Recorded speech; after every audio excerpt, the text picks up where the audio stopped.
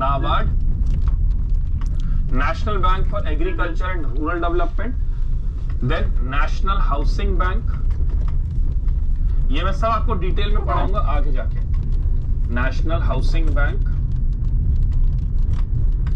Exim export import bank of India, then SIDBI small industrial development bank of India, and last is national bank for financing infrastructure development. बारिश आ रहा है, थोड़ा अच्छे से बरसे तो मजा है। नेशनल बैंक टूटा फूटा बरस रहा है। इंफ्रास्ट्रक्चर डेवलपमेंट,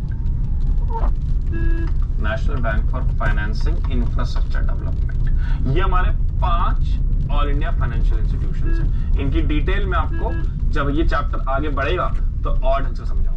लेकिन अभी ये समझिए कि सर्टिफिकेट ऑफ डिपॉजिट अगर ऑल इंडिया फाइनेंशियल इंस्टीट्यूशन के द्वारा इशू किया जा रहा है तो वो मिनिमम 7 दिन और मैक्सिमम 3 साल तक के लिए इशू किया जा सकता है। तो एक क्विक रिकैप कर लेते हैं। सबसे पहले हमने क्या बात पढ़ी? सबसे पहले हमने पढ़ा मनी मार्केट क्या है।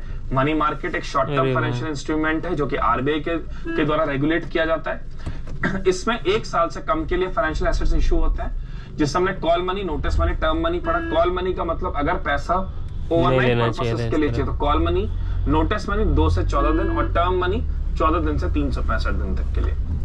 ठीक है, ये जो कॉल मनी, नोटिस मनी और टर्म मनी होता है, इसमें बैंक्स बोरो करते हैं दूसरे बैंक से, साथ साथ में इसके अंदर बैंक्स पार्टिसिपेट करते हैं to meet their temporary problems.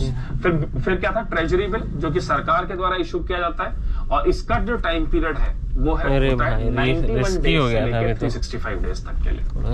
फिर तीसरा हमने कमर्शियल पेपर की बात करी। अगर कंपनीज को फंड की रिक्वायरमेंट है तो दे can issue the commercial paper two other companies.